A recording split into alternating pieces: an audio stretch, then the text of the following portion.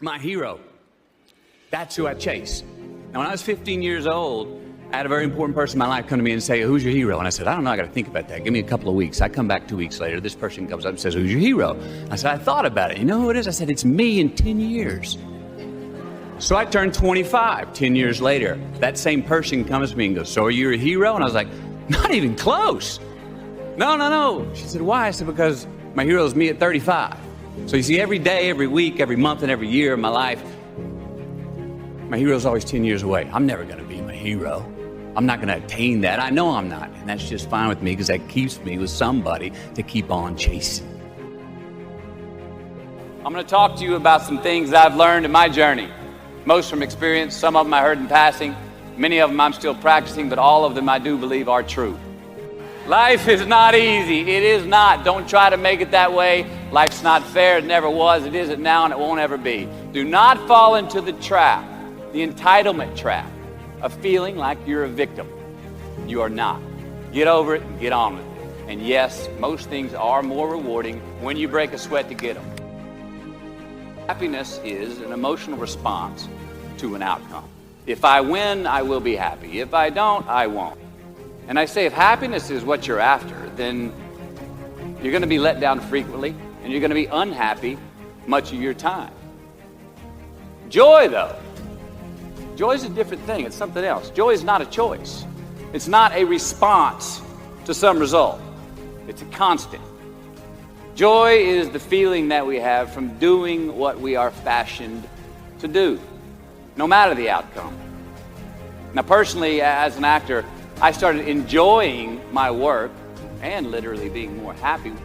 Define success for yourself. Now, check this out. I'm in south of New Orleans a few years ago, and I went to a voodoo shop.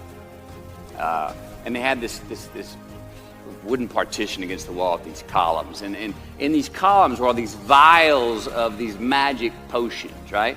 And the headings above each potion defining what they would give you were things like fertility, health, family, legal help, energy, forgiveness, money.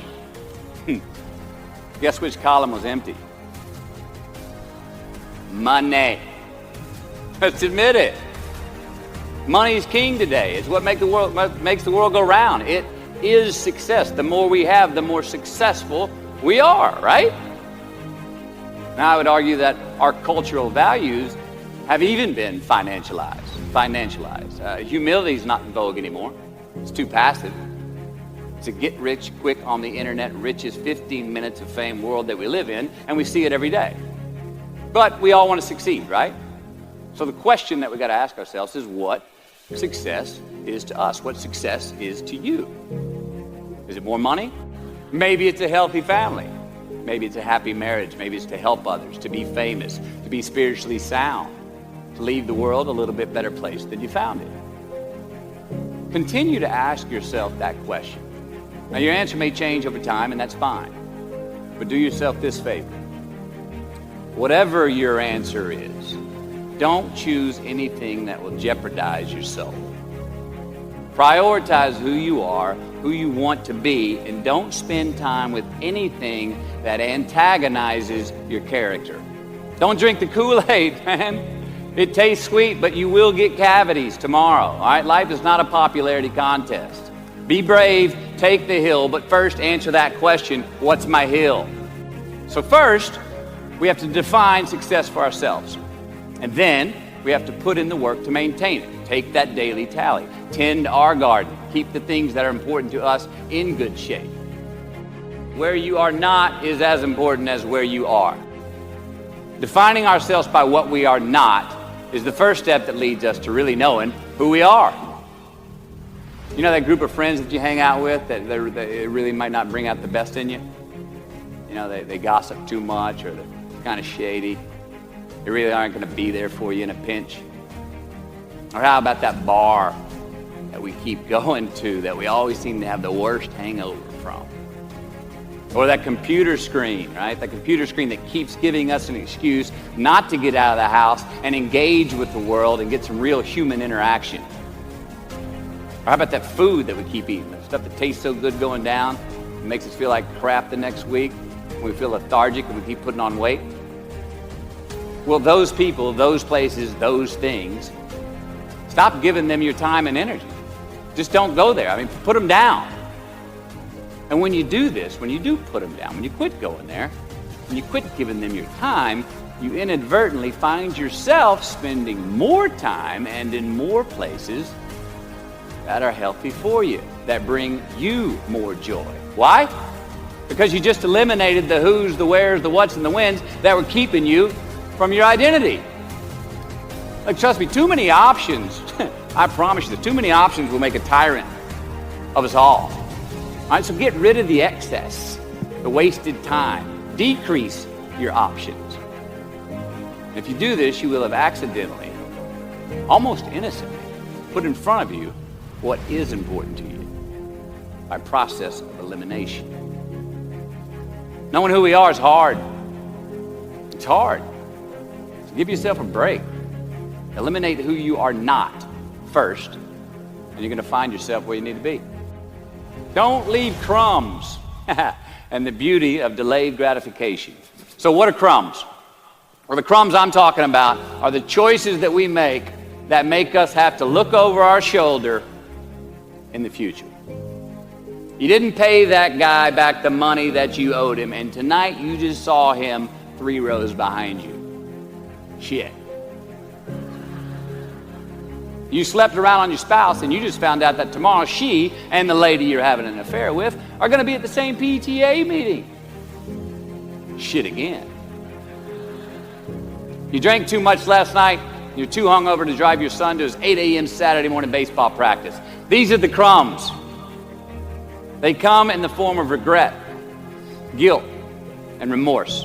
You leave crumbs today, they will cause you more stress tomorrow. And they disallow you from creating a customized future in which you do not have to look over your shoulder. So let's flip the script. Instead of creating outcomes that take from us, let's create more outcomes that pay us back, fill us up, keep your fire lit, turn you on for the most amount of time in your future. These are the choices I'm talking about. And this is the beauty of delayed gratification. All right, tee yourself up. Do yourself a favor. Make the choices, the purchases today that pay you back tomorrow. Residuals. In my business, we call it mailbox money. If I do my job well today, and that movie keeps rerunning on TV, 5 years from now, I'm getting checks in the mailbox. It's a heck of a deal. So whether it's prepping the coffee maker the night before, so all you got to do is press the button in the morning, or getting ready for the job interview early so you don't have to cram the night before, or choosing not to hook up with that married woman because you know you're going to feel horrible about it tomorrow, and her husband carries a gun, or paying your debts on time so that when you do see that guy 3 rows back tonight, you don't have to hunker down in your seat hoping that he don't see you. Get some ROI. You know what that is? Return on investment. Your investment. You. Customize your future. Don't leave crumbs. Make voluntary obligations. All right, mom and dad, since we were young, they teach us things as children. Teachers, mentors, the government, and on laws, they all give us guidelines for which to navigate this life. Rules to abide by in the name of accountability. I'm not talking about those obligations. I'm talking about the ones that we make with ourselves, with our God, with our own consciousness. I'm talking about the you versus you obligations. We have to have them. Now again, these are not societal laws and expectations that we acknowledge and endow for anyone other than ourselves. These are faith-based obligations that we make on our own. These are not the lowered insurance rates for a good driving record. You will not be fined or put in jail if you do not gratify these obligations I speak of. No one else governs these but you. They are your secrets with yourself, your own private counsel, personal protocols. And while nobody throws you a party when you abide by them, no one's going to arrest you when you break them either, except yourself.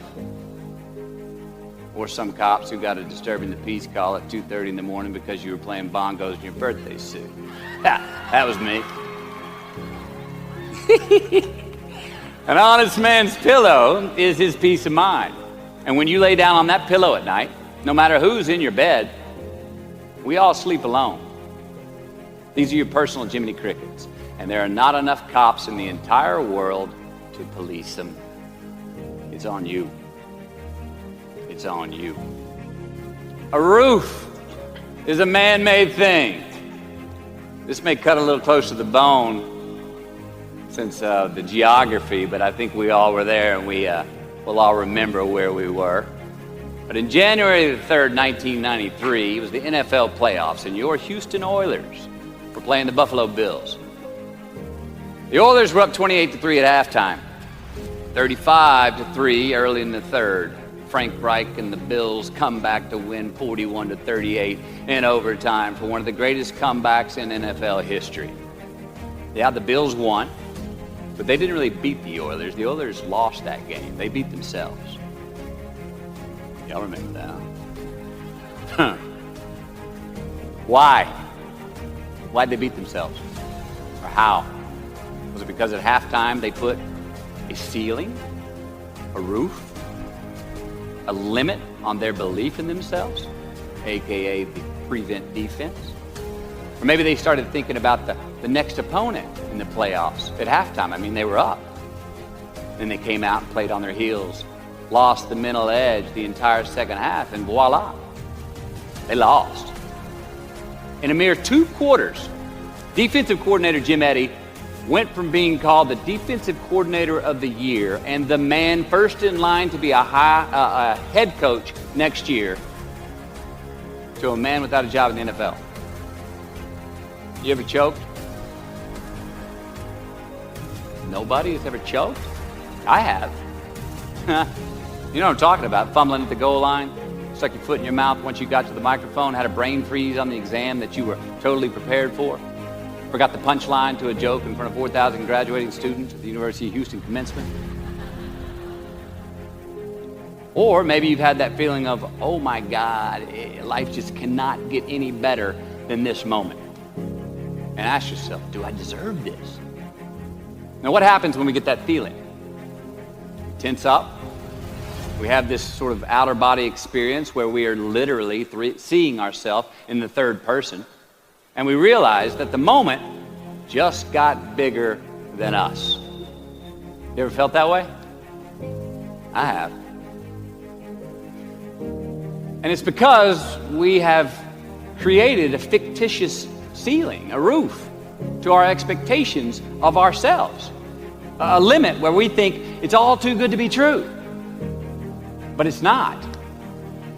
And it's not our right to say or believe it is. We shouldn't create these restrictions on ourselves. A blue ribbon, a statue, a score, a great idea, the love of our life, a euphoric bliss. Who are we to think that we don't deserve or haven't earned these gifts when we get them? It's not our right. But if we stay in process, all right, within ourselves, in the joy of the doing, we will never choke at the finish line. Why? Because we aren't thinking of the finish line. Because we're not looking at the clock. We're not watching ourselves on the Jumbotron performing the very act that we're in the middle of. No, we're in process. The approach is the destination, and we are never finished. Bo Jackson, what did he do? He used to run over the goal line, through the end zone, and up the tunnel. The greatest snipers and marksmen in the world, they don't aim at the target. They aim on the other side of the target. We do our best when our destinations are beyond the measurement, when our reach continually exceeds our grasp, and when we have immortal finish lines. And when we do this, the race is never over. The journey has no port. The adventure never ends because we are always on the way. So do this, and let somebody else come up and tap you on the shoulder and say, hey, you scored. Let them run up and tap you on the shoulder and say, man, you won. Let them come tell you, you can go home now. Let them say, I love you too. Let them say, thank you. Take the lid off the man-made roofs that we put above ourselves and always play like an underdog. Here we go. The late and great University of Texas football coach Darrell Royal. I don't know if y'all remember him. He won a national championship in '69. He won a couple of national championships. You know Darrell Royal? He was a friend of mine and a good friend to many people. Now, a lot of people looked up to this man. One of the people looked up to him was a musician named Larry. Now, at this time in his life, Larry was in the prime of his country music career. He had #1 hits, and his life was rolling. And he had picked up a bad habit of snorting the white stuff somewhere along the line. And at one particular party, after a bathroom break, Larry went confidently up to his mentor, Darrell, and he started telling him a story. Coach Royal listened, as he always had. And when Larry finished his story and was about to walk away, Coach Royal put a gentle hand on his shoulder, and he very discreetly said, "Hey, Larry, you got something on your nose there, bud." Well, Larry immediately hurried to the bathroom mirror where he saw some of the white powder that he hadn't cleaned off his nose. He was ashamed. He was embarrassed. As much because he felt so disrespectful to Coach Royal, and as much because he'd obviously gotten too comfortable with the drug to even hide it as well as he should. Well, the next day, Larry went to Coach's house. He rang the doorbell. Coach answered, and he said, "Coach, I need to talk to you." Darrell said, "Sure, come on in." Larry confessed. He purged his sins to Coach. He told him how embarrassed he was and how he had lost his way in the midst of all this fame and fortune. And towards the end of an hour, Larry, who was in tears, he asked Coach, he said, "Coach, what do you think I should do?" The coach, being a man of few words, just looked at him and calmly said, "Larry, I have never had any trouble turning the page in the book of my life." Larry got sober that day, and he's been sober for the last 40 years. You ever get in a rut? You know what I'm talking about? You get in a funk. Get stuck on the merry-go-round of a bad habit. I have. Look, we're going to make mistakes. You got to own them. Then you got to make amends. And then you got to move on. Guilt and regret kills many a man before their time. So turn the page. Get off the ride. You are the author of the book.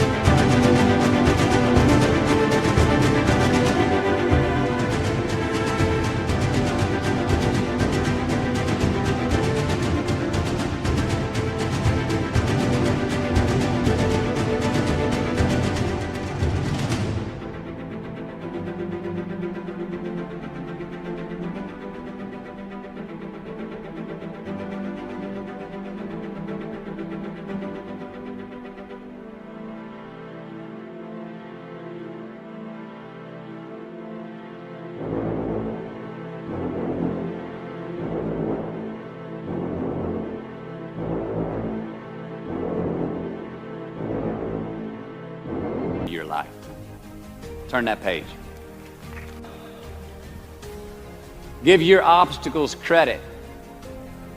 You know those no fear t-shirts that were out? I don't know. People used to wear them 10 years ago. No fear.